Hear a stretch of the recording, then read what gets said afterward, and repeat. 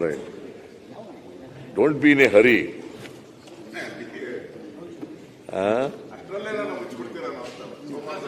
ನೋಡಪ್ಪ, ಎಫೆಕ್ಟಿವ್ ಆಗಿ ನೀನು ಎಫೆಕ್ಟಿವ್ ಮಾತಾಡಬೇಕು ಅಂತ ನಾವು ಕಾಯ್ಕ ಕೂತಿರೋದು. ಹಂಗ ಆಗ್ಬೇಕು ಅಂತ ಪ್ರಯತ್ನ ಮಾಡ್ತಾ ಇದ್ದೀವಿ. ಆಗ್ಬಿಟ್ಟಿದ್ದೀರ ನೀವು. ಓಕೆ. ಈಗ ಮಾನ್ಯ ಸಭಾಧ್ಯಕ್ಷರೇ, ಹೊಸ ಯೂನಿವರ್ಸಿಟಿಗಳು ಏನು ಹೊಸದಾಗಿ 7 ಮಾಡಿದ್ದಾರೆ ಅವರು. ನಾವು ಯಾವ ಯೂನಿವರ್ಸಿಟಿಗಳನ್ನು ಕೂಡ ಮುಚ್ಚಲ್ಲ. ಮುಚ್ಚಬೇಕು, ಅದನ್ನ ಮುಂದುವರಿಸಬೇಕೋ ಬೇಡವೋ ಅಂತೇಳಿ ಒಂದು ಕ್ಯಾಬಿನೆಟ್ ಸಬ್ ಕಮಿಟಿ ಮಾಡಿದ್ದೀವಿ. ಡೆಪ್ಟಿ ಚೀಫ್ ಮಿನಿಸ್ಟರ್ ಅದರ ಅಧ್ಯಕ್ಷರಾಗಿದ್ದಾರೆ. ಅವ್ರು ಇನ್ನೂ ವರದಿ ಕೊಟ್ಟಿಲ್ಲ. ವರದಿ ಕೊಡೋಕ್ಕೂ ಮುಂಚಿತವಾಗಿ ಅವ್ರಿಗೆ ಆತಂಕ ಶುರುವಾಗಿದೆ. ಗೊತ್ತಿಲ್ಲ ನನಗೆ. ನಾವು ಮುಚ್ಚೋದಕ್ಕೆ ಹೋಗಲ್ಲ, ಮುಂದುವರಿಸಬೇಕಾ ಬೇಡವೋ ಅಂತಕ್ಕಂಥದ್ದು ಅದನ್ನು ಮಾಡಿರ್ತಕ್ಕಂಥದ್ದು. ಯಾಕಂತಂದ್ರೆ ಕೇಳ್ರ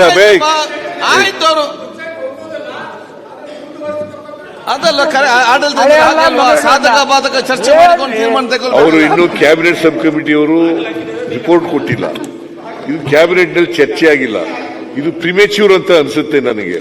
ಇದನ್ನು ಮಾಡಬೇಕಾದಂತ ಅಗತ್ಯ ಇಲ್ಲ. ಚರ್ಚೆ ಮಾಡಬೇಕು, ಅಡ್ಜರ್ನ್ಮೆಂಟ್ ಮೋಷನ್ ಮೂಲಕ ಚರ್ಚೆ ಮಾಡೋ ಅಂತ ವಿಚಾರ ಅಲ್ಲ. ಎಲ್ಲ ಕಲಾಪಗಳನ್ನೆಲ್ಲ ಬದಿಗೊತ್ತಿ ಚರ್ಚೆ ಮಾಡಬೇಕು. ಇದು ಅಷ್ಟೊಂದು ಇಂಪಾರ್ಟೆಂಟು. ಮೊನ್ನೆ ನಡೆದಿರ್ತಕ್ಕಂಥದ್ದು ತೀರ್ಮಾನ ಮಾಡಿದ್ದೀವಿ. ಆ ಥರದ್ದೇನೂ ತೀರ್ಮಾನ ಆಗಿಲ್ಲ. ಅದರಿಂದ ಈಗ ಆತಂಕ ಪಡಬೇಕಾದಂತ ಅಗತ್ಯ ಇಲ್ಲ. ನಾವು cabinet sub committee meeting report ಬಂದ ಮೇಲೆ ಕ್ಯಾಬಿನೆಟ್ ನಲ್ಲಿ ತೀರ್ಮಾನ ಮಾಡಿ ಮುಂದುವರಿಸಬೇಕು ಅಂತ ಬೇಕೋ ಬೇಡವೋ ಅಂತ ತೀರ್ಮಾನ ಮಾಡ್ತೀವಿ. ದಯವಿಟ್ಟು ಮುಚ್ಚಬೇಡ ಅಂತ ನಾವು ಪ್ರಾರ್ಥನೆ ಮಾಡ್ತೀವಿ ಸರ್. ದಯವಿಟ್ಟು ಮುಚ್ಚಬೇಡ ಅಂತ ನಾವು ಪ್ರಾರ್ಥನೆ ಮಾಡ್ತೀವಿ ತಮಗೆ.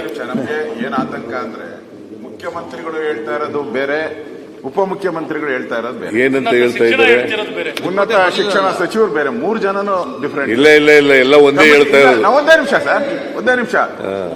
ನಮ್ಮ ಇವರು ಡೆಪ್ಟಿ ಸಿಎಂ ಅವರು ಪತ್ರಿಕಾ ಹೇಳಿಕೆ ಕೊಟ್ಬಿಟ್ಟಿದ್ದಾರೆ. ಈ ತರ ನಮ್ಮ ಸಮಿತಿ ನೇಮಕ ಆಗಿತ್ತು, ಅದರಲ್ಲಿ ನಾವು ಮುಚ್ಚಬೇಕು ಅಂತ ತೀರ್ಮಾನ ಹೇಳಿಕೆ ಕೊಟ್ಬಿಟ್ಟವ್ರೆ. ಈಗ ಅಲ್ಲ, ಒಂದೇ ನಿಮಿಷ. ಈಗ ಮುಖ್ಯಮಂತ್ರಿಗಳು ಏನ್ ಹೇಳ್ತಾ ಇದ್ದಾರೆ ಅಂದ್ರೆ, ಅವರು ಏನು ನಾವು ಇನ್ನು ಅದ್ರ ಬಗ್ಗೆ ಅಂತ ಪರಿಶೀಲನೆಯಲ್ಲಿದೆ, ನಾವು ಮುಚ್ಚಬೇಕೋ ಬೇಡೋ ಅನ್ನೋದು. ಬಾಗ್ಲಾಗ್ತೀರಿ, ಬೀಗ ಹಾಕಲ್ಲ ಅಂದಂಗ ಆಯ್ತಿದ್ ಅಷ್ಟೇ. ಅಲ್ಲ, ಬಾಗ್ಲಾಗ್ತೀರಿ, ಬೀಗ ಹಾಕಲ್ಲ ಅಂದಂಗ ಆಯ್ತು ಅಷ್ಟೇ. ಅದಕ್ಕೆ ನಮ್ಗೆ ಆತಂಕ ಇದೆ, ನಿಜಕ್ಕೂ ಆತಂಕ ಇದೆ. ದಯವಿಟ್ಟು ಚರ್ಚೆಗೆ ಅವಕಾಶ ನೋಡಿ. ಈಗ ಮಾನ್ಯ ಸಭಾಧ್ಯಕ್ಷರೇ, ಯಾವುದೇ ಅಡ್ಜರ್ನ್ಮೆಂಟ್ ಮೋಷನ್ ರೀಸೆಂಟ್ ಅಕರೆನ್ಸ್ ಇರಬೇಕು.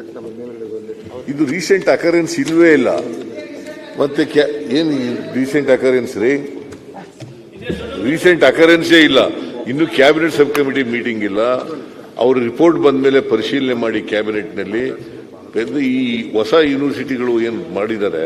ಯಾಕಂದ್ರೆ ಇವು ಹೊಸದಾಗಿ ಮಾಡಿರ್ತಕ್ಕಂಥದ್ದಲ್ಲ. ಉತ್ತರ ಕೊಡ್ಲಿ. ರೀಸೆಂಟ್ ಅಂದ್ರೆ ಸದನ ಪ್ರಾರಂಭ ಆದ್ಮೇಲೆ ಉಪಮುಖ್ಯಮಂತ್ರಿಗಳ ಮಾತಾಡಿ ಮುಗಿಸ್ಲಿ. ಬಿಜಾಪುರದಲ್ಲಿ ಯಾವುದೋ ಯೂನಿವರ್ಸಿಟಿ ಇಲ್ಲ ಬಿಡ್ರಿ. ನಮ್ದು ಇದು ಬಾಗಲಕೋಟೆ ಹಾರ್ಟಿಕಲ್ಚರ್ ಯೂನಿವರ್ಸಿಟಿ ಬಂದ್ ಮಾಡ್ತಾ ಇದ್ದೀವಿ. ಆಯ್ತು, ಬಿಜಾಪುರ